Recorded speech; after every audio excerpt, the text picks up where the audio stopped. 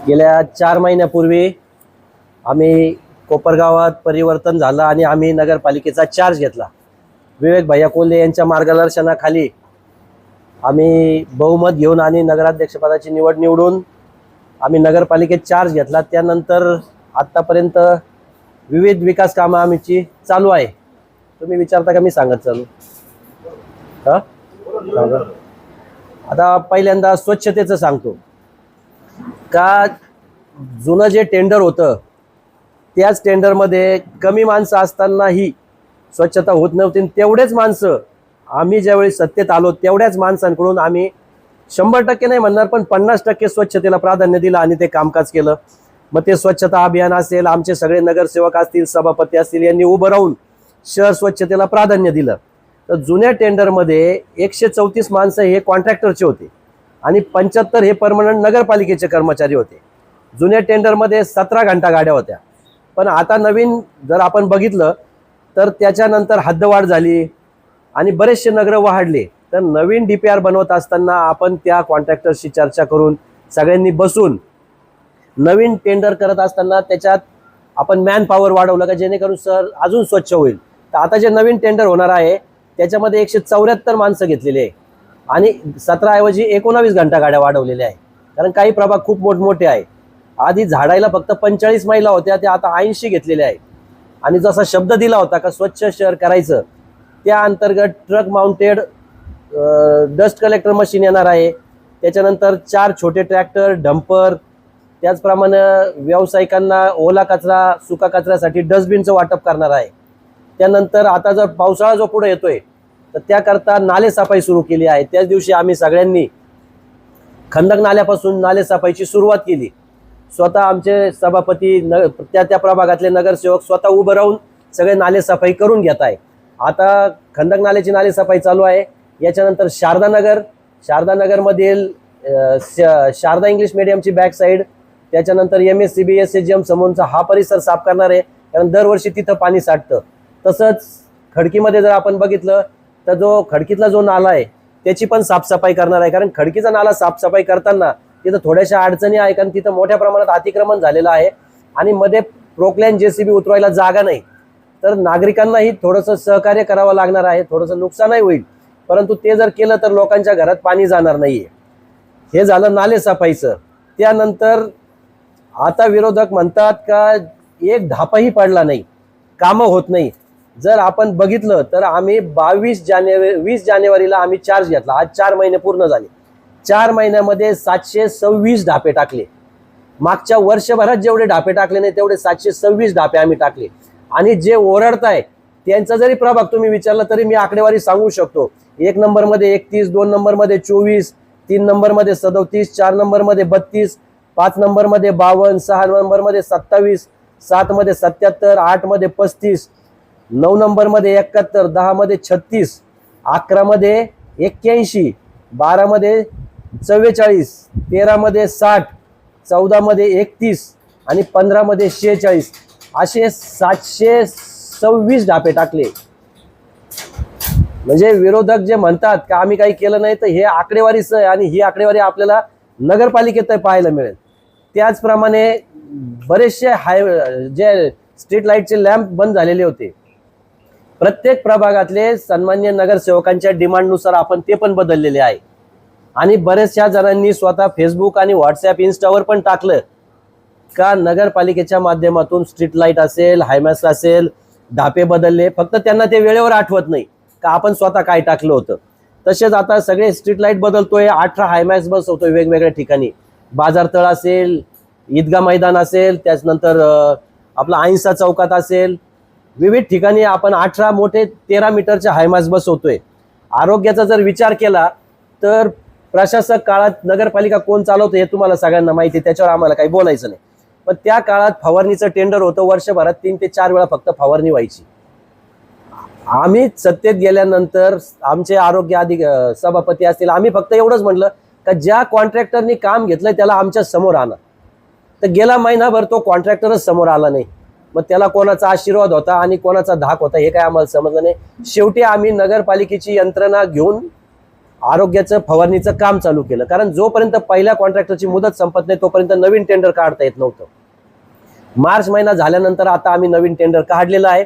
आता आचारसंहिता आहे म्हणून ते थोडंसं थांबलेलं आहे, पण तरी 2-3 दिवसात आपण फवारणीसाठी डेल्टा फ्लो असेल, डेल्टा मेथॅलिन असेल, प्रोटेक्स असेल, या औषधाची फवारणी वर्षभरातून पावसाळा सोडून 8 वेळा करणार आहे.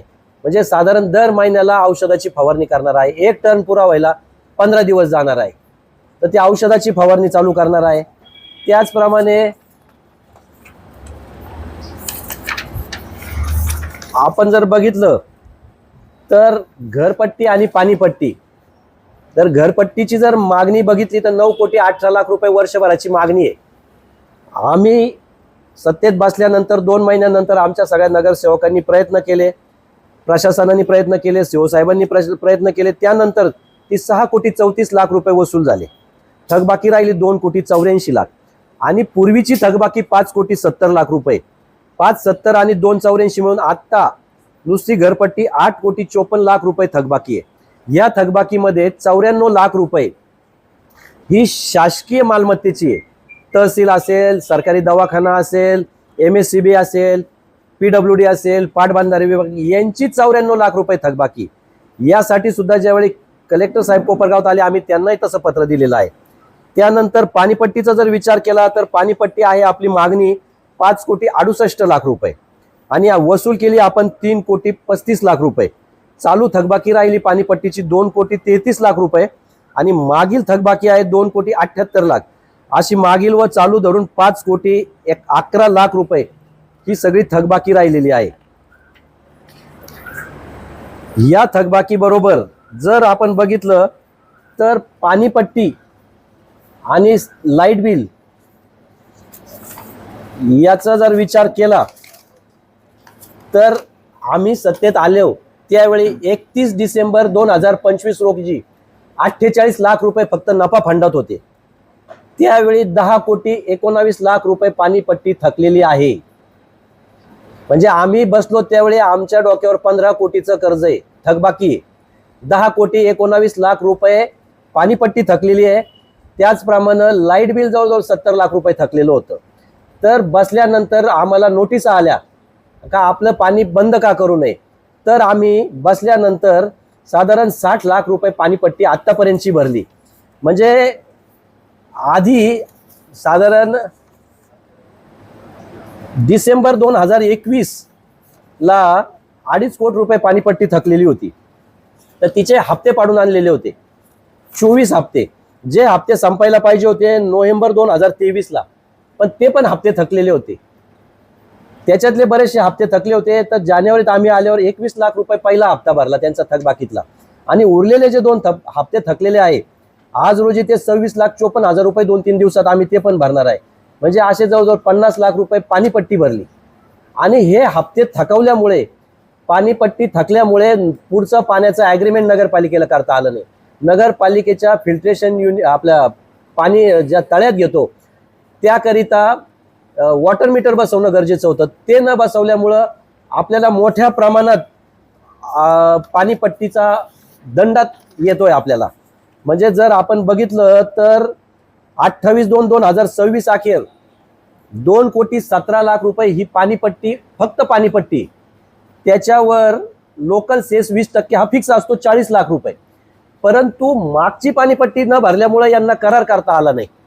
हा करार न करता आल्यामुळं ही पाणीपट्टी थकली.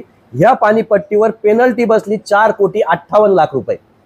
म्हणजे मागच्या चुका झाल्यामुळं फक्त जिथं 2,2.5 कोटी रुपये भरायचे होते 2,57,00,000 रुपये ते न भरता आल्यामुळं 4,58,00,000 रुपये त्यांना आपल्याला पेनल्टी बसली. आणि त्या पेनल्टीवर ती पेनल्टी भरता नाही आली म्हणून डिले चार्जेस आहेत 3 कोटी रुपये. म्हणजे 2,57,00,000वर 7.5 कोटी रुपये आपल्याला विनाकारण भुर्दंड बसला. जे प्रशासन बघत होते, ज्यांचा कंट्रोल होता, त्यांनी हे बघायला पाहिजे होतं. परंतु त्यांना पाणीपट्टी भरण्यात स्वारस्य नव्हतं, का तर याच्यातून काही मिळणार नव्हतं आणि उलट मागचेच हप्ते थकवले होते. तर ज्यावेळी मी इरिगेशनच्या शहाणे मॅडम यांच्याशी आम्ही चर्चा केली तर त्या पुढचे हप्ते पाडून द्यायला तयार आहे. ही जी थकबाकी जो आपल्याला दंड झाला आहे हे माफ करण्यासाठी आमचे प्रयत्न आहे का जे आपल्या जनतेचा कराचा पैसा चुकीच्या गोष्टीत जायला नको, म्हणून आम्ही प्रयत्न करतो आहे. आत्ताच आम्ही विवेक भाई यांच्या मार्गदर्शनाखाली PW मिनिस्टरला पण भेटणार आहे का बाबा 2.5 कोटी रुपये जे आहे त्याचे हप्ते पाडून द्या, 2,58,00,000 उरलेली दंडात्मक जे आहे ते आम्हाला माफ करा. आणि हे झाल्यानंतर आपला करार झाल्यावर आपल्याला पाणीपट्टी पूर्ववत होईल. त्याच्यानंतर आम्ही वॉटर मीटर चालू करतोय का जेणेकरून आपण पाणी किती घेतो याचा पण हिशोब आपल्याला लागणार आहे. तसंच लाईट बिल जर बघितलं तर आम्ही ज्यावेळी सत्तेत आलो त्यावेळी जून ते डिसेंबर हे 38 लाख रुपये स्ट्रीट लाईटचं बिल थकलेलं होतं. त्याची पण नोटीस आम्हाला आली. आम्ही बसल्या बसल्या आम्हाला सगळ्या नोटिसाच आल्या. तर ते 38 लाख रुपये स्ट्रीट लाईटचं बिल भरलं.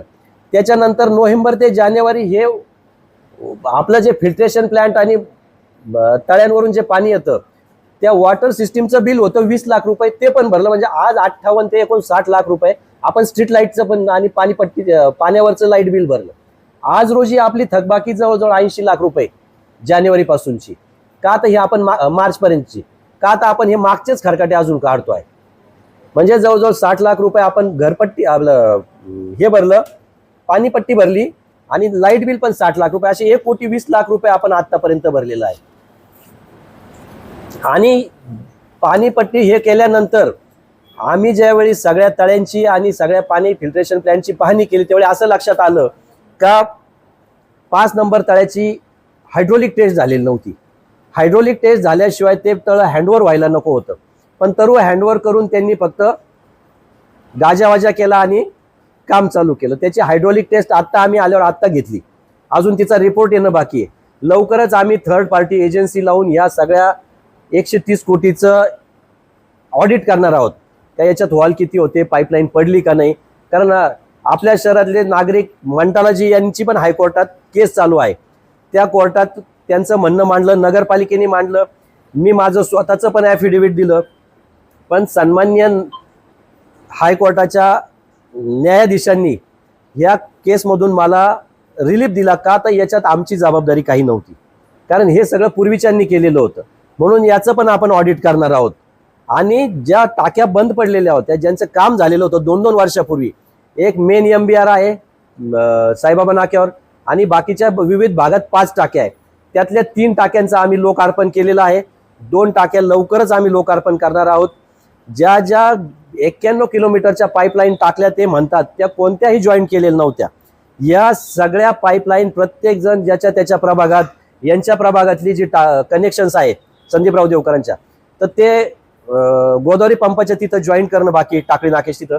आता काल परवा मीटिंग झाली, ते जॉईंट केल्यानंतर संजय नगर, सुभाष नगर इथली टाकी चालू होईल. तिथल्या लोकांना चांगल्या दाबाने पाणी येईल. ब्रिजलाल नगरची टाकी चालू झाली.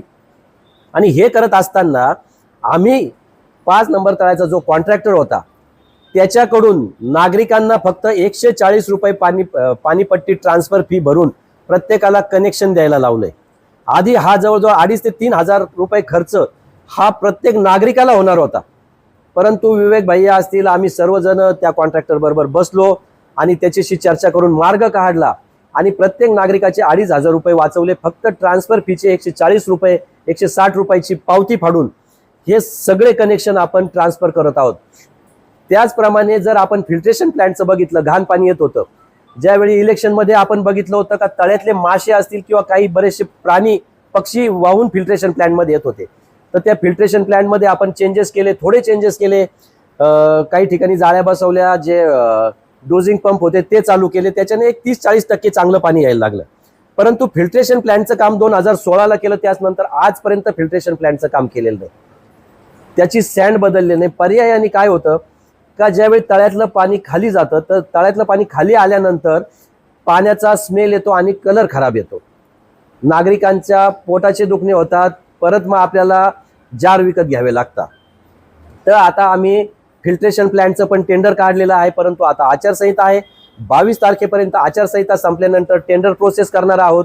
आणि ते झाल्यानंतर आता पुढं थोडासा दुष्काळ येतो आहे.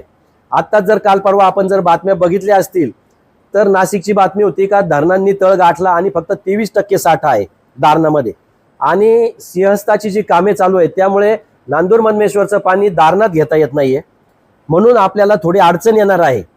त्यामुळे एखाद्या वेळेस जर आपल्याला रोटेशन लवकर आलं नाही तर आपल्याला पाण्याचे दिवस वाढवावे लागणार. जे आता 4 दिवस आड आहे ते 6 दिवसावर पण जावं लागणार आहे. कारण यावर्षी प्रचंड भीषण दुष्काळ आहे असं हवामान खात्याचं म्हणणं आहे. आम्ही जास्तीत जास्त प्रयत्न करतोय का जे वेस्ट वॉटर आहे ते जायला नको, नागरिकांचे हाल होऊ नये. परंतु परिस्थितीनुसार आपल्याला थोडासा त्रास होणार आहे. 4-6 दिवसावर जर पाणी गेलं तर थोडीशी त्रास होईल. परंतु एकदा का ते आपला हा पावसाळा निघाला, उन्हाळा निघाला, पावसाळा चालू झाल्यानंतर लगेचच फिल्ट्रेशन प्लॅन्टचं काम हाती घेणार आहे. सगळ्या लाईन फ्लश आउट करणार आहे का जेणेकरून त्या लाईनमधला जो गाळ आहे तो पण निघून जाणार आहे. मग त्यानंतर आपल्याला चांगल्या क्षमतेचं आणि फिल्टर्ड पाणी आपल्याला मिळणार आहे. त्यानंतर आम्ही जो 100 दिवसात जो प्रोग्राम घेतला होता त्या अंतर्गत शहरात महिलांसाठी आणि पुरुषांसाठी स्वच्छतागृह हे एक आम्ही आपल्याला आश्वासन दिलं होतं. तर FRPच्या टॉयलेट्सचं पण आपण ऑर्डर दिलेली होती, पण मधल्या युद्धाच्या काळात पेट्रोल डिझेलच्या अडचणीमुळे ते FRP मटेरियल थोडं महाग झालं म्हणून थांबलं होतं. FRPचे टॉयलेट्स का घेतले तर ज्यावेळी आपण कॉन्क्रीटचे टॉयलेट्स बांधतो आणि त्याच्यात सिरेमिकचे पॉट्स लावतो, आपण जर कोणत्याही टॉयलेट्समध्ये किंवा स्वच्छतागृहात बघितलं तर सगळीकडे तोडलेले असतात. म्हणून आपण FRPचे टॉयलेट घेतले, त्यातले पॉट्स पण FRPचे घेतले का जेणेकरून स्वच्छता करता येईल आणि चांगल्या नागरिकांना सुविधा देता येईल. प्रत्येक टॉयलेटवर 500 लिटरची पाण्याची टाकी आहे का जेणेकरून स्वच्छता पण राहील, पाण्याचा वापर होईल. आणि हे जे स्वच्छतागृह बसवणार आहोत तर या प्रत्येक टॉयलेटच्या टाक्या सकाळ संध्याकाळ नगरपालिकेच्या टँकरने आपण भरून देणार आहोत. ही पण आपण सुविधा चालू करणार आहोत. 1-2-3 दिवसामध्ये सगळ्या टॉयलेट्सचे कामं चालू होतील. तसेच शहरातले जे 600 सीट्सचे टॉयलेट आहे आपल्याकडं ते बरेचसे जुने झाले, जे स्लम एरियात आहे त्यांची परिस्थिती प्रचंड वाईट झाली. तर आम्ही आल्यानंतर स्नेहलताताई कोल्हे यांच्या मार्गदर्शनाखाली आपण मंत्रालयात प्रस्ताव पाठवले.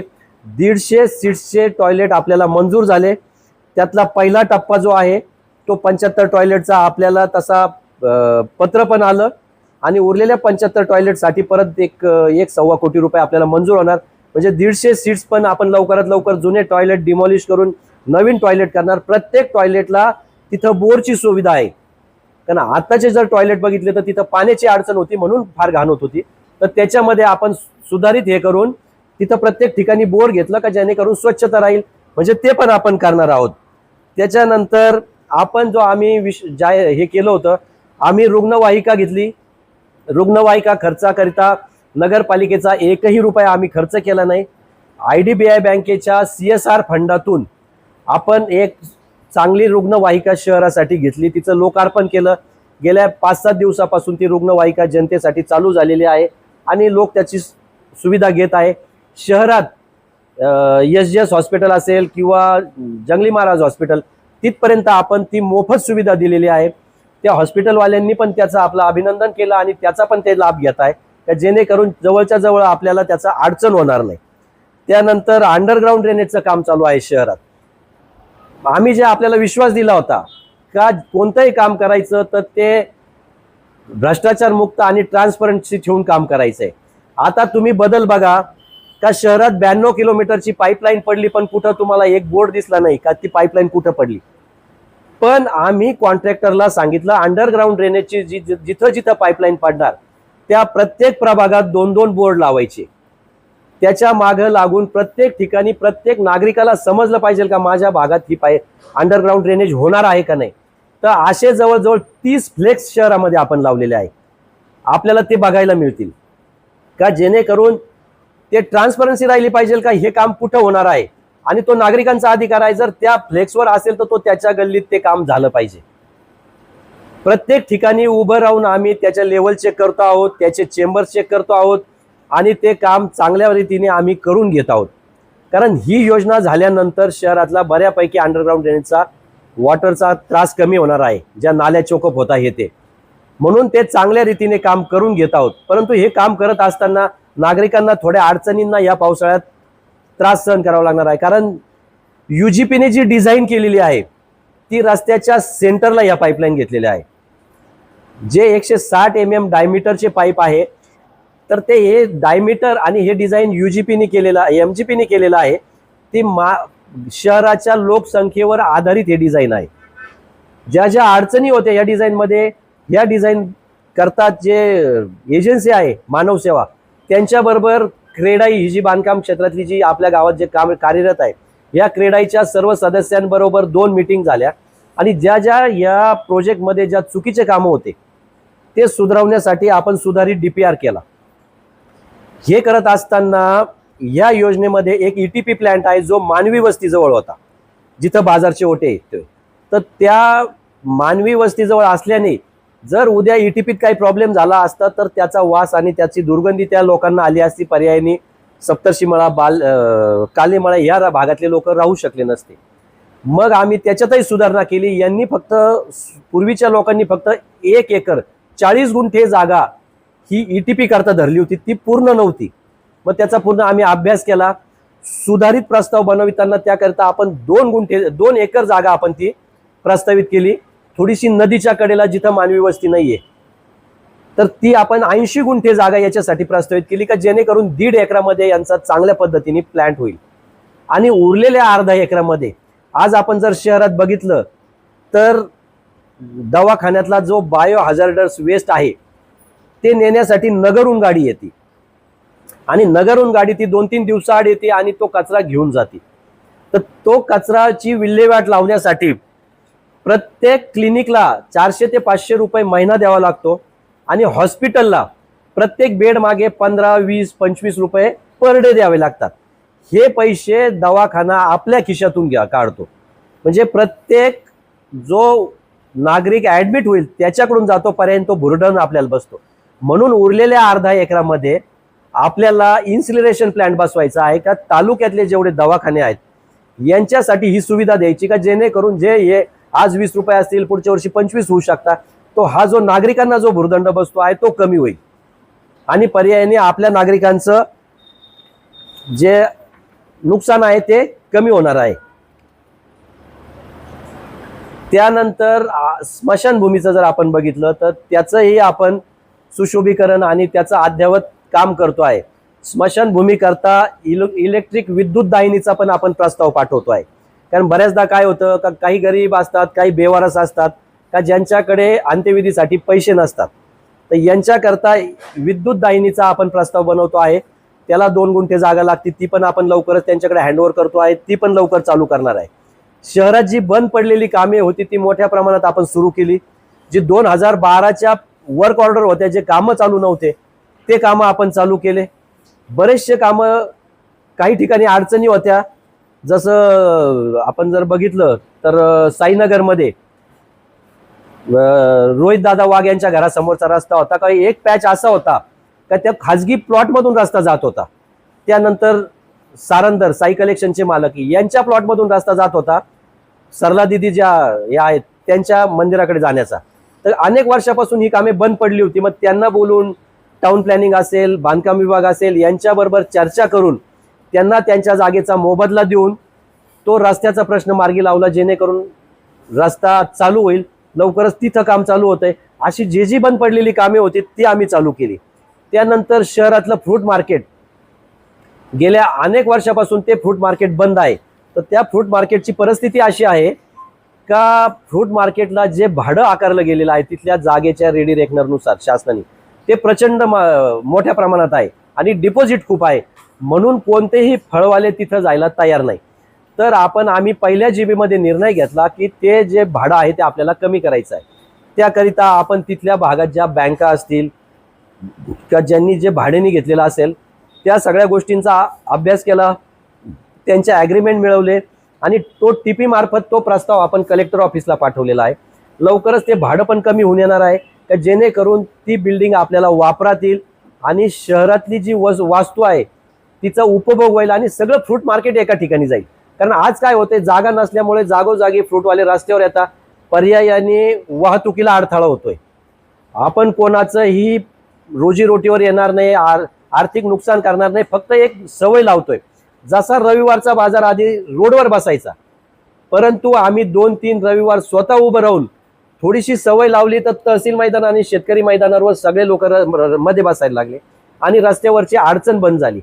तसंच फ्रूट मार्केटचं पण लवकरच करणार आहोत. पावसाळा झाल्यानंतर सगळ्या रस्त्यांना साईडनी ॲक्सिडेंट होऊ नये म्हणून स्ट्रिप पेंटिंग करणार आहोत, पांढऱ्या कलरचे पट्टे मारणार आहोत. हे जे आता आपलं आता जे आम्ही तुम्हाला सांगितलं का 25 ते 30 लाख रुपये लाईट बिल येतं, तर हे लाईट बिल कमी करण्याकरिता सोलर प्लॅन्टचा आपण प्रस्ताव तयार केलेला आहे आणि लवकरच सोलरचं जर आपलं युनिट झालं तर जो आपला नागरिकांचा कराचा पैसा जो लाईट बिलात जातो तो वाचला तर आपल्याला शहरात अजून सुखसोयी देता येणार आहे. म्हणून आपण सोलर प्लॅन्टचं पण काम चालू करतो आहे. 5 नंबर तळे 1 2 3 4च्या तिथं सोलर प्लॅन्ट करतो आहोत. त्यानंतर अमरधाममध्ये अनेक वर्षापासून महिलांना कपडे बदलण्याची सोय नव्हती आणि तो फार मोठा प्रश्न होता. त्याकरिता लायन्स क्लबच्या माध्यमातून आपण तिथं लायन्स क्लब स्वतः महिलांसाठी 3 रूम बांधून देत आहे. 3 रूम बांधून देत आहे का जेणेकरून महिलांचे जी असुविधा होती ते विधी केल्यानंतरची ती मार्गी लागणार आहे. एवढ्या 10-15 दिवसात ते काम होणार आहे. तसंच अमरधाममध्ये जी राहिलेली मोकळी जागा होती तिथं आपण गार्डन डेव्हलप करतो आहे. जिथं 10वे 13वे पडतात तिथं महिलांना बसायला बाकडे नाही, तिथं महिलांना बसायला बाकडे टाकतोय. त्याचप्रमाणे जिथं जो विधी होतो अंत्यविधीचा तिथं पुरुषांना बसायला बाकडे आहे पण महिलांना नाही. आपण जर बघितलं तर बऱ्याचशा महिलांना हे गुडघ्याचा त्रास असतो. त्यामुळे तिथं पण आपण 3 स्टेप्सचं साधारण एक 60 फूट लांब आहे 3 स्टेप्सचं एक आपण स्टेडियम सारखी बैठक व्यवस्था करतोय का जेणेकरून महिलांची पण तिथं सोय होणार आहे. त्यानंतर तिथलं सोलर असेल, बाथरूम मधले लाईट्स असतील, हे सगळे रिपेअर करायला सांगितलेले आहे. त्यानंतर जर आपण आरोग्य शिक्षण विभागाचं बघितलं तर बऱ्याचशा शाळाचं वॉटरप्रूफिंग करणं गरजेचं आहे. त्यांच्या खिडक्या असतील, ह्या बऱ्याचशा गोष्टींचं आपण रिपेअरिंगचं काम चालू केलेलं आहे. आता आचारसंहिता असल्यामुळे टेंडर थांबलेलं आहे पण लवकरच एवढ्या 22 तारखेनंतर शाळा दुरुस्ती असेल, दुरुस्ती झाल्यानंतर त्याची पटसंख्या वाढवणं असेल, याकरता आमचे सर्व नगरसेवक प्रयत्नशील आहे. तसेच नगरपालिकेच्या माध्यमातून आपल्या कोपरगाव शहरात कुठेही आधार अपडेट सेंटर नव्हतं. आम्ही नगरपालिकेच्या मार्फत शहरातल्या नागरिकांसाठी आधार अपडेट सेंटर चालू केलं. त्याचा बरेचसे नागरिक लाभ घेत आहे कारण आधारची फार मोठी गैरसोय होती. कुठं ग्रामीणला जावं लागत होतं, कुठं बँकेत जावं लागत होतं, तर आधारची पण सोय झाली. त्यानंतर शहराचं फ्लेक्समुळे बऱ्याच ठिकाणी ॲक्सिडेंट होत होते आणि विद्रुपीकरण होत होतं कारण कुणी कुठेही फ्लेक्स लावत होते, त्याला कोणतीही लिमिट नव्हतं. तर आता आम्ही मागच्या त्याचाही निर्णय घेतला. शहरात 30 स्पॉट फायनल केलेले आहे का जिथं 80 फ्लेक्स बसणार आहे.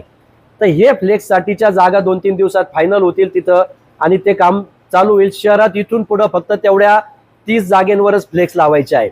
उरलेल्या ठिकाणी फ्लेक्स लावले तर गुन्हे दाखल करणार आहोत. त्या फ्लेक्सवर सुद्धा खाली फ्लेक्स लावणाऱ्याचं नाव, प्रिंटिंग करणाऱ्याचं नाव, त्यांनी किती दिवस परवानगी घेतली, किती फी भरली याची पावती पण छापणार आहोत. जर त्याच्यापेक्षा जास्त जर त्यांनी ते ठेवलं तर त्याच्यावर गुन्हा दाखल करून त्या चौकटी आम्ही जमा करणार आहोत. आणि जर कोणाला खाजगी जागेवर जर त्याला फ्लेक्स लावायचे असतील तर त्या खाजगी जागा मालकाचं संमतीपत्र असणं गरजेचं आहे.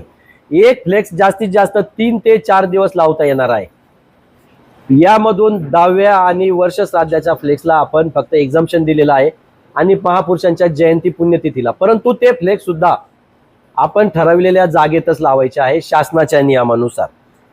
यानंतर आता जर आपण बघितलं तर या वर्षीचं शिवरात्रीचं टेंडर पहिलंच टेंडर आमच्या काळात झालं. मागच्या वर्षी हे टेंडर गेलेलं होतं 14.5 लाख रुपयाला. आम्ही 23.5 लाख रुपये हा नगरपालिकेत भरणा करून घेतला आणि आधी टेंडर झाल्यानंतर लोक पैसे भरत होते, पण आम्ही टेंडर झाल्या 23.5 लाख रुपये त्या ठेकेदाराला पैसे भरायला लावले. 1 2 3 4 आणि 5 नंबरचं माशाचं तळ्याचं ठेका दिलेला आहे, परंतु आतापर्यंत ठेकेदारांनी पैसे भरलेले नाही. आम्ही जीवित तो पण निर्णय घेतला. ठेका कोणाला आहे याच्याशी आम्हाला घेणं नाही, पण जर नियम काय सांगतो का ठेका घेतल्यावर त्यांनी आधी पैसे भरले पाहिजेत. तेच तळ्यातले मासे काढायचे, विकायचे आणि मग पैसे भरायचे ही पद्धत नाही. ती असेल तर कुणी धंदा करू शकतं. जर तुम्ही टेंडर घेतलेला आहे तर ते पैसे आधी भरायचे आहे. आम्ही त्यांनाही तशा रीतसर नोटिसा दिलेल्या आहे की आधी आपण पैसे भरावे, अन्यथा आपला ठेका रद्द का करू नये. हे सगळं काम करत असताना बऱ्याचशा अडी अडचणींना आम्हालाही सामोरं जावं लागतंय. विरोधक म्हणतात 4 महिन्यात काय केलं. 4 महिन्यातला हा लेखाजोखा आम्ही आपल्या समोर मांडलेला आहे. आम्ही पण विचारू शकतो का आपणही 6 वर्षात 4,000 कोटीचा हिशोब द्यावा. आम्ही सांगतो आम्ही 4 महिन्यात काय केलं, कोणता निधी आणला, काय काय केलं. आम्ही फक्त श्रेयासाठी करत नाही. आम्ही ज्या ज्या गोष्टींची आपल्याला जे शब्द दिला होता विवेक भाईंच्या मार्गदर्शनाखाली का आम्ही शहरात कोणती कामे करणार आहोत, तर ती कामे आमची चालू आहेत. धूळमुक्त शहर करायचं आहे. स्वतःची रुग्णवाहिका चालू केली. महिलांसाठी स्वच्छतागृह चालू होतंय. बचत गटासाठी मेळावे घेतले, आता त्यांचंही काम चालू होईल. गारमेंट क्लस्टरच्या मार्फत रोजगार जे चालू केलेला होता त्याचंही कामकाज चालू झालेलं आहे. त्याच्या आता लवकरच बैठका घेऊन ते चालू करणार आहेत. इमर्जन्सी टोल फ्री नंबर ॲम्ब्युलन्ससाठी आलेला आहे. शहरासाठी एवढ्या 2-3 दिवसात एक ॲप येतं आहे का ज्याच्यातून आपण घरी बसल्या बसल्या आपल्या कंप्लेंट्स देऊ शकतो. आणि भविष्यात शहरासारखं त्या ॲपच्या मार्फत तुम्ही आपली घरपट्टी नळपट्टी पण भरू शकता. प्रमुख चौकात हायमास बसवलेले आहे. जिथं लोक कचरा टाकतात तिथं जसं भाजी मार्केट समोर एका ठिकाणी आम्ही CCTV बसवला आहे. स्मार्ट कोपरगाव ॲप लवकरच आपल्याकडे लॉन्च होत आहे. स्वच्छतेच्या दृष्टीने मॅन पॉवर वाढवलं. ठेकेदाराला पण तशा सूचना दिलेल्या आहे. MPSC UPSC साठी अद्ययावत वाचनालय, ज्यावेळी आपली जुनी नगरपालिका जुन्या जागेतून नगरपालिका नवीन जागेत शिफ्ट होणार आहे त्यानंतर तिथं आपण कॉम्पिटेटिव्ह एक्झामसाठी चांगली अद्ययावत लायब्ररी चालू करणार आहोत. तिचं पण काम चालू आहे. शहरातील मोकाट जनावरांसाठी जनावरं पकडायचं काम चालू आहे. ज्या गायी पकडल्या होत्या त्या पण गोशाळेमध्ये आपण त्या दिलेल्या आहे. हे सगळे कामं करत आहोत. हे कामं करत असताना आम्ही सत्तेत बसल्यानंतर आज हे म्हणतात का नगर अध्यक्षांचे अधिकार काढले आणि स्वतःची पाठ थोपटून घेता. पण याच्यातच यांचा अर्धवट ज्ञान लक्षात येतं. कारण हा निर्णय 2018ला झालेला आहे. हा पूर्ण महाराष्ट्रासाठी झालेला आहे. हा फक्त कोपरगावसाठी नाही. ज्यावेळी आपण कोणतीही गोष्ट बोलतो तर ती आपण अभ्यासाने बोलली पाहिजे, परंतु ती संस्कृती असते. कारण आम्हाला बिपिन दादांची शिकवण आहे, जे करायचं ते चांगलं करायचं आणि जे करायचं ते अभ्यासपूर्ण करायचं. तर हा 2018चा निर्णय आहे आणि त्यांनी काहीही फरक पडलेला नाही. कारण आम्हाला चांगली कामे करायची आहे. आम्हाला त्या गोष्टीत वेस्टेड इंटरेस्ट नाही. आम्ही आमचे सर्व 22 नगरसेवक सगळे चांगले कामं करण्यासाठी लक्ष देऊन आहोत. आज आपण मध्ये बातम्या बघितल्या त्याच्यावर त्यांनी उत्तर नाही दिलं, फक्त माझे अधिकार गेले याच्यावर उत्तर दिलं.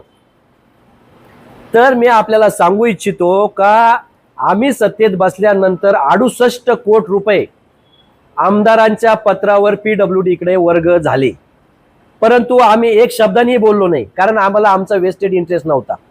जर आम्हाला आमचा जर काही स्वार्थ असता तर आम्ही सगळे कोर्टात गेलो असतो, भाषणं केले असते का पैसे गेले पैसे गेले पैसे गेले. ज्या 4 वर्षात 10 वर्षात जी नगरपालिका सक्षमपणे शहरातली रस्ते असतील, ड्रेनेज असेल, हे सगळे कामं करू शकत होती, ज्याच्याकडं इंजिनियर्स आहे, सक्षम यंत्रणा आहे, मग आपल्याला असं सत्ता परिवर्तन झाल्या झाल्या असं का वाटलं का हे सगळे पैसे 68 कोटी रुपये आपण PWD कडे वर्ग केले. ज्या PWD कडून 4000 कोटींचा निधी खर्च झाला. आम्ही सांगण्यापेक्षा तुम्ही तालुक्यात बघा का तो 4000 कोटी समोरच्यांनाही सांगायला लाज वाटती. गेल्या वर्ष 1.5 वर्षापासून 4000 कोटी शर्ट घातणारे फ्लेक्स लावणारे कुणीच दिसत नाहीये. पण आम्ही छाती ठोकपणे सांगतो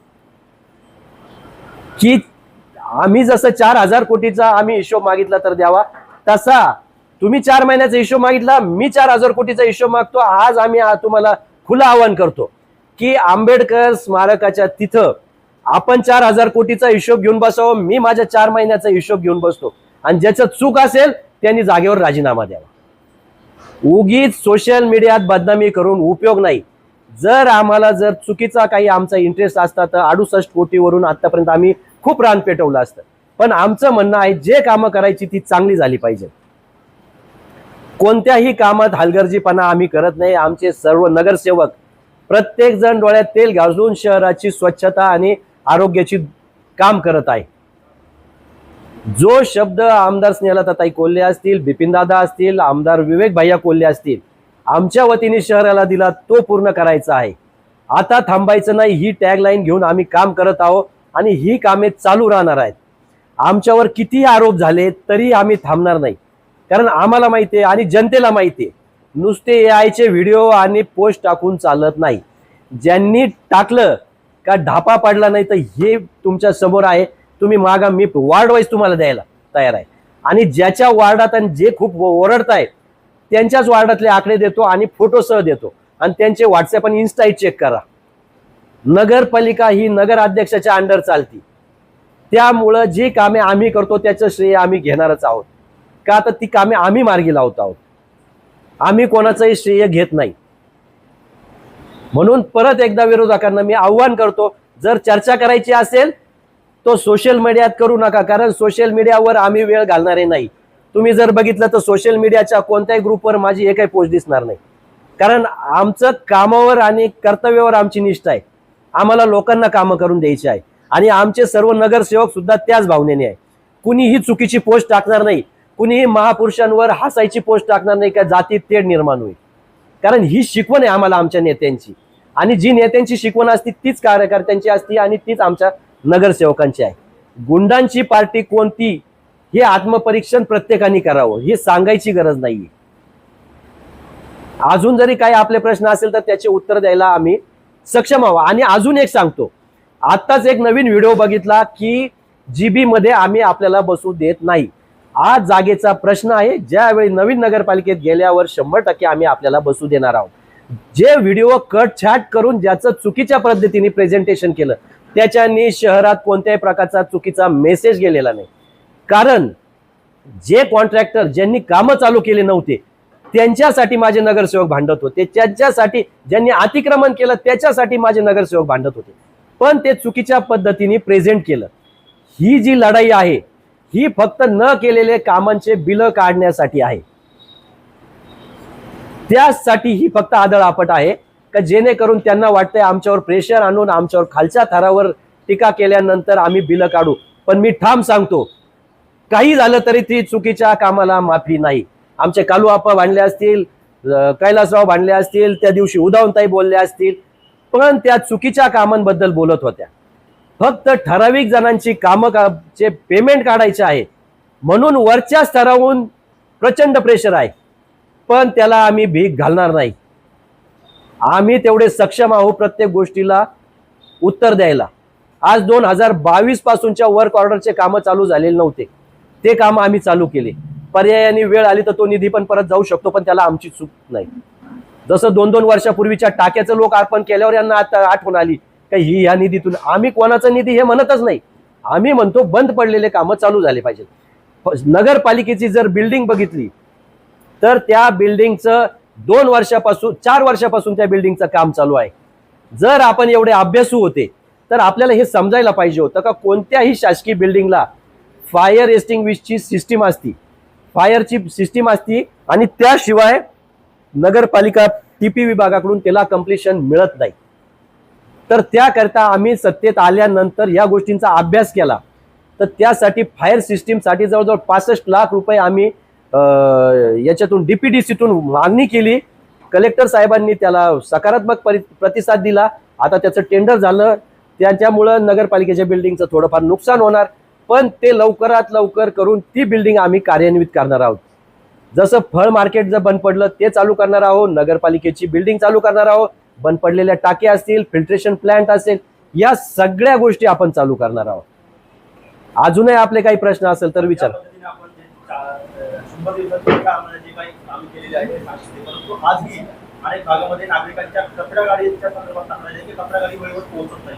मी तेच सांगितलं का हे जुनं टेंडर होतं.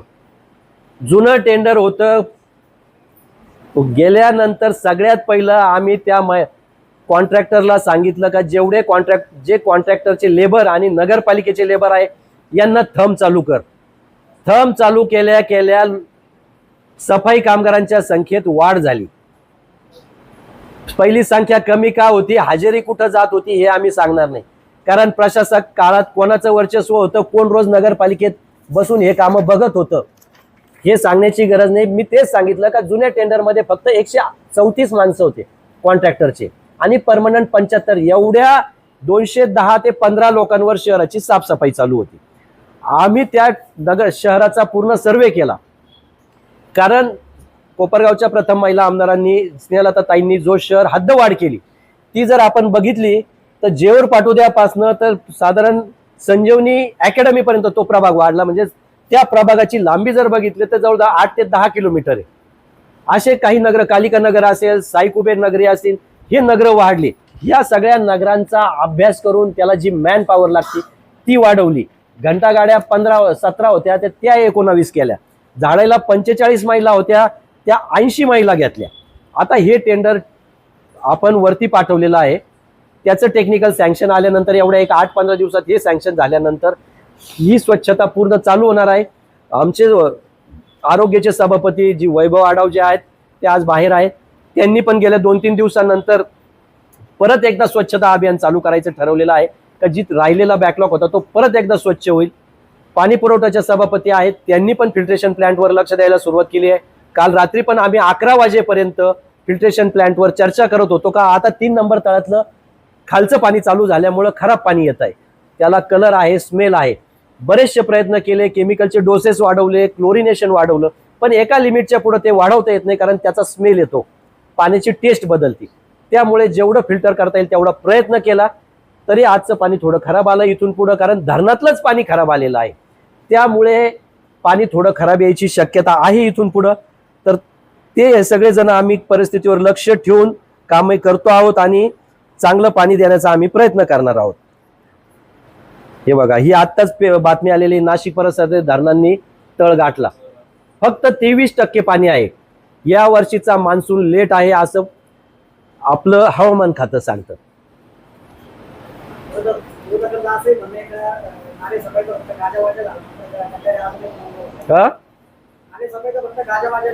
ज्यांना असं वाटतं त्यांनी आमच्या बरोबर यावं किंवा त्यांनी आम्हाला दाखवायला यावं. मी त्यांचं स्वागत करतो. प्रत्येक प्रभागातला नगरसेवक स्वतः उभं राहून काम करतो आहे. गारदा नाला जर, खंदक नाला जर बघितला त्याची सुरुवात 1 नंबर वार्डातून होती. आमचे वैभव आढाव तिथं स्वतः उभे होते, वैभव गिरमे उभे होते. त्याच्यानंतर तो पुढच्या याच्यात जर गोकुळनगरीच्या पुढे बघितला तर तिथं आमच्या देवकरताई स्वतः होत्या, संदीपराव देवकर होते, आमचे उपनगराध्यक्ष जितूभाऊ रणशूर उभे होते. त्याच्या पुढच्या भागात जर बघितलं अतुल शेठ आहेत, उदावंत आहेत, आकाश वाजे आहेत, स्वतः उभं राहून साफ करतायत. आपण जर पिवळा चष्मा लावला तर तो पिवळाच दिसणार आहे. तुम्ही स्वतः या आमच्याकडे, आम्ही तुमच्या बरोबर यायला तयार आहे. जिथं वाटलं तिथं आजही तोडायला तयार आहे आणि परत काम करायला तयार आहे. नुसतं बोलण्यापेक्षा समक्ष यावं आणि बोलावं. त्या कचऱ्याचा तुम्ही जो बातमी टाकली त्याचंही मी उत्तर देतो का विषय असा होता का कचरा काढल्यानंतर तो जर गाडीत भरला तर सगळ्या रस्त्यांनी त्याचं ते घाण पाणी रस्त्याने जातं, पर्यायाने आरोग्य धोक्यात येतं, त्याचा घाण वास येतो, तर घाण पडत जाते. म्हणून तो कचरा कमीत कमी 2 ते 3 दिवस तो जागेवर ठेवावा लागतो का त्याचं पाणी निघून गेल्यानंतर तो कचरा भरावा लागतो, वाळावा लागतो. आज जर आपण जाऊन बघितलं तर तो कचरा भरलेला आहे आणि प्रत्येक ठिकाणचा कचरा हा भरला जाणार आहे, माझा शब्द आहे. कारण आम्ही स्वतः प्रत्येक गोष्टीवर लक्ष ठेवून आहोत. नुसत्या टीका करणं हे आमचं काम नाही.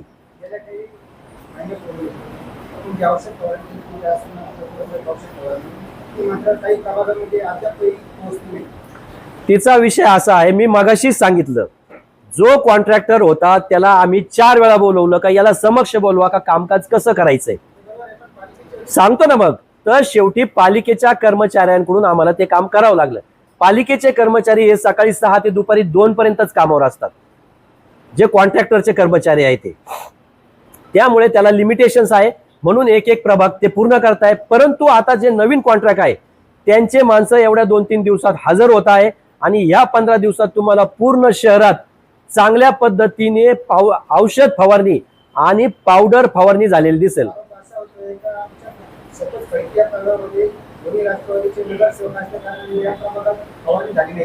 असं काही नाही, हे निवाऱ्यातही झालेलं नाही. हे लक्ष्मीनगरचे एक कसं असतं माहिती का, हे औषध फवारणी किंवा कोणतंही काम प्रभाग बस किंवा व्यक्ती कोण हे बघून नाही, सगळ्या 80,000 लोकांचा आम्ही विचार करतो. आम्ही यांच्यासारखा संकुचित विचार करत नाही, आम्ही सगळ्यांचा विचार करतो. बेटापासून काम चालू झालंय, एक प्रभाग तो चालू आहे आणि ज्यावेळी काम चालू होणार त्यावेळी परत बेटाकडून सुरुवात होणार का, आता मध्ये नदी येते, नदीपासून एक भाग चालू होणार आहे आणि त्या पद्धतीने असा संकुचित बुद्धीने आम्हाला काम करायचं नाही. जर तसा विचार असता ते सांगतो. अंडरग्राऊंड ड्रेनेज मध्ये अंबिका नगर मध्ये जास्तीत जास्त आमच्या विचाराचे लोक राहतात, म्हणून अंबिका नगर आणि मला वाटतं बेट भाग हा त्याचे 2 फेज होते, फेज 1 फेज 2. तर जिथं सगळ्यात जास्त लोकवस्ती तो भाग त्यांनी 2 नंबर फेज मध्ये घेतला होता. पण आम्ही नगरपालिकेत सत्तेत आल्यानंतर पहिल्या जीबी मध्ये आम्ही ठराव केला की अंबिका नगर, शारदा नगर, अन्नपूर्णा नगर, बेट हा पहिल्या फेज मध्ये घ्या, कारण जिथं लोक राहतात त्यांना सुविधा देणं गरजेचं आहे, जिथं राहत नाही ते नाही.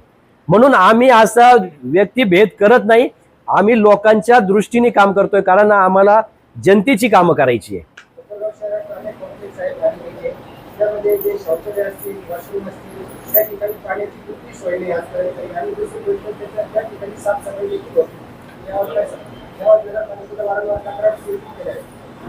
हे सगळे शॉपिंग कॉम्प्लेक्स मधले सगळे वॉशरूम त्या स्थानिक दुकानदारांनी बंद केलेले आहे, कारण त्याची स्वच्छता होत नव्हती, त्याची दुर्गंधी येत होती.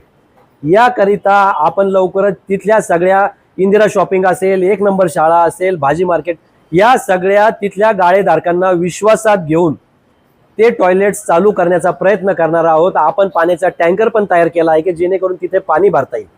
त्यांनी जर आपल्याला सगळ्यांनी संमती दिली तर सगळ्या ठिकाणचे टॉयलेट्स आपण चालू करणार आहोत. तिथं नाही झालं तर आसपास जिथं नगरपालिकेच्या जागा आहेत तिथं आपण ते वॉशरूम, टॉयलेट्स जेंट्सचे आणि महिलेचे टाकणार आहोत.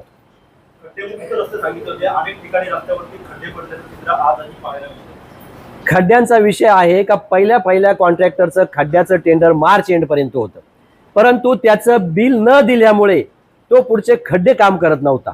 मार्च एंड झाल्यानंतर आपण खड्ड्याचं टेंडर काढलं, परंतु 1 एप्रिल ते 20 एप्रिल पर्यंत सीओ साहेब रजेवर होते.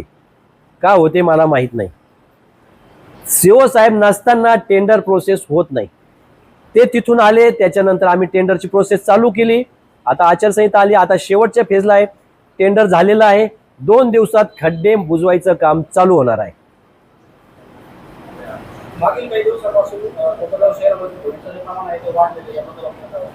नाही, असं आहे, उन्हाळ्यामध्ये धूळ वाढतीच, साफसफाई चालू आहे, डस्ट कलेक्टर आहे, पण अशी काही कुठून नागरिकांची ओरड आलेली नाही का धूळ वाढलेली आहे. पण जर आपल्याकडे असेल तर तुम्ही आम्हाला कळवावं, आम्ही 100% तिथं साफसफाई करू, आम्ही स्वतः जाऊन उभे राहू.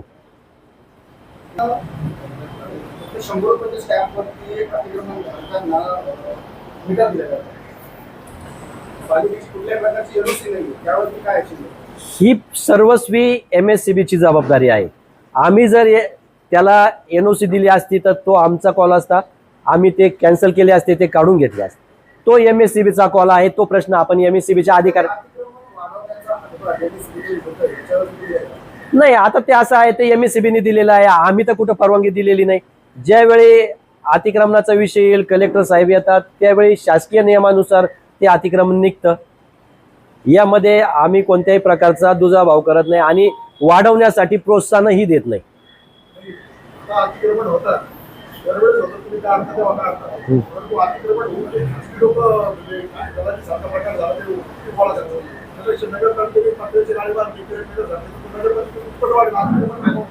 नगरपालिकेला असे गाळे बांधायला आता कलेक्टर किंवा शासन परवानगी देत नाही. आपण त्याचाही प्रयत्न करतो आहोत.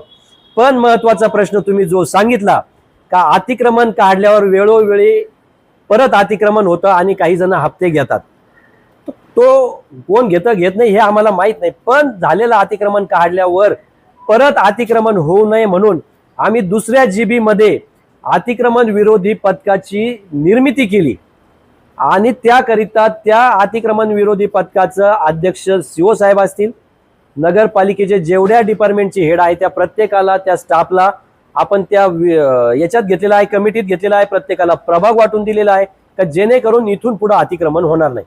ती जबाबदारी त्याची राहील.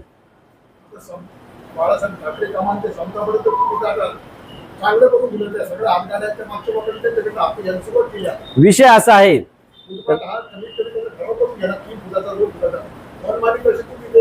आता ते काम आमच्या आधीचं आहे, ते शासनाकडून वर्ग नाही थांबवलं का विकासाला विरोध म्हणून छान उत्तर येतं.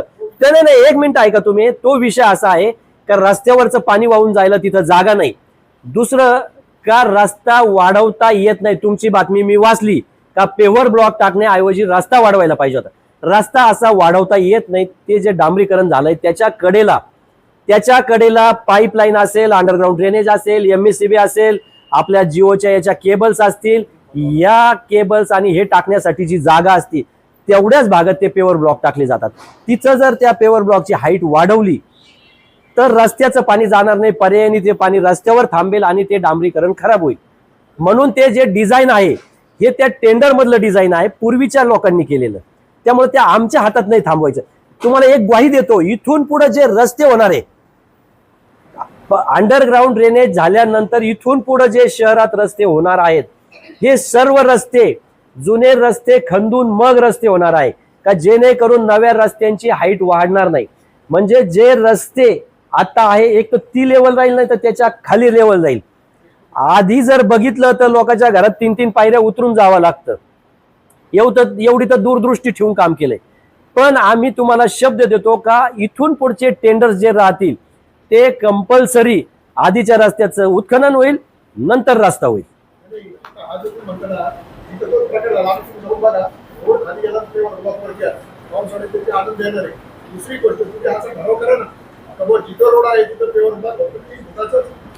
ठीक आहे ना, ती सूचना आहे ती आम्ही आता करू ना. आता तीच मान्य आहे, 100% बरोबर आहे. आता इथून पुढच्या कामाला आम्ही आपली सूचना आहे, आम्ही ठराव करू. योग्य सूचना आहे, चांगल्या गोष्टी आम्ही कायम अनुकरण करतो. सगळं पाहिलं, पण असं आहे ते सगळं बरोबर आहे. आता कोण पैसे घेतं याच्यात आपल्याला जायचं नाही, आपल्याला विकास कामावर जायचं आहे.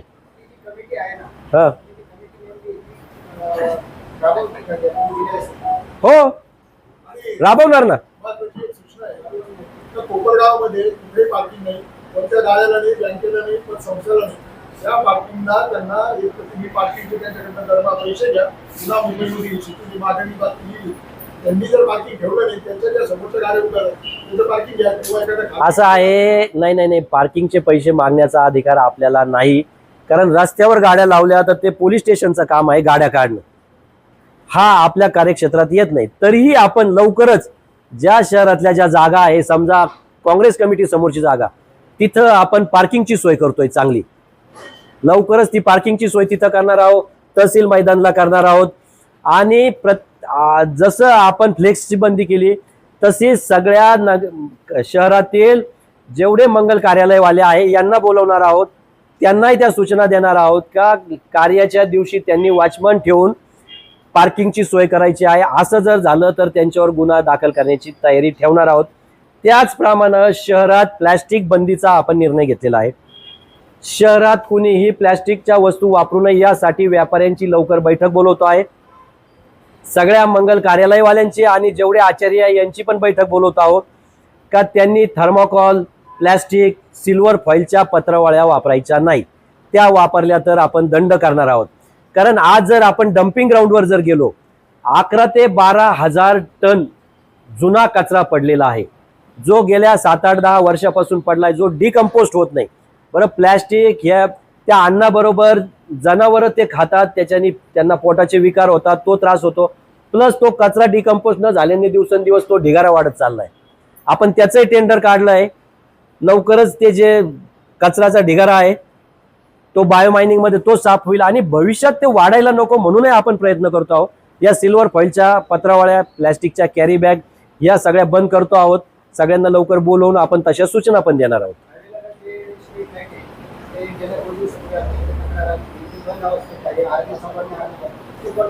कोणत्या रस्त्याच्या?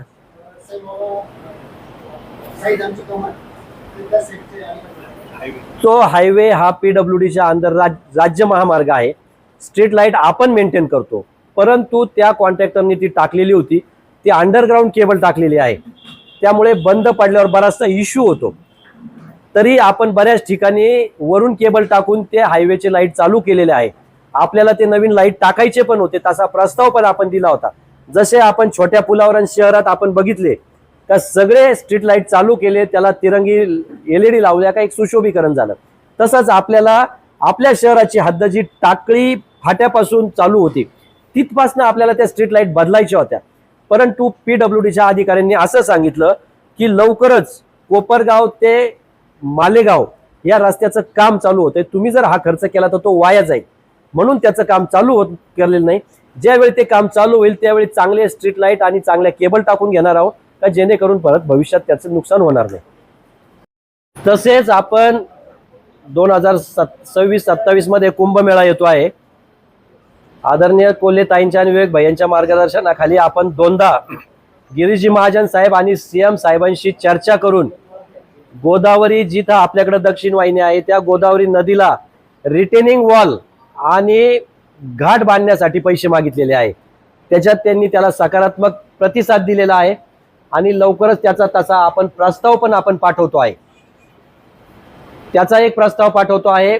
तसेच शहराची वाढती लोकसंख्या विचारात घेऊन 3 आणि 4 नंबर तळ्याचं खोलीकरण आणि कॉन्क्रिटीकरणाचा प्रस्ताव दिलेला आहे. हे करत असताना इरिगेशनच्या शहाणे मॅडमनी सांगितलं का शासनाच्या नवीन नियमानुसार प्रत्येक शहरांनी ही बंदिस्त पाईपलाईन मधूनच पाणी घेतलं पाहिजे. कारण बंदिस्त पाईपलाईन मधून जर पाणी घेतलं तर त्याला पाणीपट्टी कमी आहे. ओपन सोर्सनी घेतलं तर 65% पाणी वेस्टेज होतं, म्हणून त्याला डबल पाणीपट्टी लागते. आपण त्याच्यावरही विचार करतो आहोत का आता तो कोणता सोर्स चांगला राहील याच्यावर आता बसायचा आहे. शहराकरता स्वच्छ आणि चांगलं पाणी जिथून मिळेल बंदिस्त पाईपलाईननी त्याचा आम्ही विचार करणार आहोत. त्यानंतर नवीन फिल्टर प्लॅन्टचं पण काम घेतो आहे. कारण आता फक्त आपल्याकडे 16 MLDचा फिल्टर प्लॅन्ट आहे, त्याच्यावर शहराची फिल्ट्रेशनची कॅपॅसिटी पूर्ण होत नाही. तर तळ्यांपासून नगरपालिका फिल्ट्रेशन प्लॅन्ट पर्यंत पाईपलाईन आणि 7.5 MLDचा एक नवीन फिल्ट्रेशन प्लॅन्टचं आपण काम घेतो आहे. त्याचा पण DPR बनवला आहे, लवकर ते पण होणार आहे. कोल्हे गट हा नेका गोमांस तस्करीला पाठिंबा देत आहे, काय सांगाल याबद्दल? बघा, जर त्याचं खोलवर तुम्ही बघितलं तर हा जो काही म्हणजे त्यांच्यातले काही जे लोक आहे, आता जे 16 लोक तडीपार केलेले आहे, ज्यांना कोपरगावच्या बाहेर हद्दपार केलेला आहे, त्यांच्या किती लोकांचा 100% मी म्हणतो त्याच्यात 90-95% त्यांच्याच पार्टीचे माणसं आहे. त्याच्यामुळे अशा आरोपांना आम्ही काही हे करत नाही, तथ्य नाही आहे, मग त्याला कोणताही उपयोग नाही. आणि एक जर तुमच्यासमोर मी काही गोष्ट मांडण्यासाठी इथे बोलतोय की जर मी तुमच्यासमोर बोललो की आता विरोधी पार्टीने जे काही आमच्या नेत्यावर पदाधिकाऱ्यावर काहीतरी खोटे आरोप करून AIच्या व्हिडिओच्या माध्यमातून जी काही बदनामी लावली आहे, तर त्यांना मी एक खुलं आव्हान करतो, एक चॅलेंज करतो की जर तुम्ही ह्या गोष्टी आम्ही काही गोष्टी सुरू केल्यानंतर नक्की तुमचा निरोप येऊ नये की हे आम्ही बंद करतोय, तुम्ही बंद करा. कारण आमच्याकडून कोणत्याही AIचा वापर करण्यात येणार नाही. जो काही आमचा डेटा असेल तो आमचा एक ओरिजिनल डेटा असेल आणि राज्यभरात खळबळ उडल असा डेटा असेल. हे बघा, मी बोलतोय, बघा आम्ही बोलतोय म्हणजे जबाबदारीने बोलतोय, आणि ते आल्यानंतर तुम्हाला म्हणजे मी म्हणल त्यांच्या पार्टीच्या लोकांना नेत्यांना घराबाहेरही निघणं मुश्किल होईल. अशा प्रकारचा काही डेटा आहे. मग तुम्ही लक्षात घ्या की हे जे चाललेली खटाटोप आहे, म्हणजे लुलुटुपू जे म्हणतात आपण, एक छोटंसं काय तुमच्या AIच्या माध्यमातून बदनामी करायचं काम चालू आहे. आमच्या नेत्यांकडून आमच्या बिपिन दादा असतील, आमदार स्नेहलताताई कोल्हे असतील, आमदार विवेक भैया कोल्हे असतील, यांची आम्हाला जी संस्कृती आहे आम्ही त्या संस्कृतीप्रमाणे वागतो. आणि 4 महिन्यात होणारा हा बदल कोपरगावच्या लोकांना, जनतेला दिसतोय की जो काही चांगले कामं चालू आहे, विकासात्मक कामं चालू आहे, ते तुमच्या म्हणजे पोटात कुठेतरी छळ उठतंय किंवा तुमच्याकडून त्या गोष्टी सहन होत नाहीये की आम्हाला मदत करण्याच्या ऐवजी म्हणजे विकासाबरोबर चालण्याच्या ऐवजी हे चाललेलं काहीतरी चुकीचं आहे. एवढंच बोलतो मी, काय फार बोलत नाही.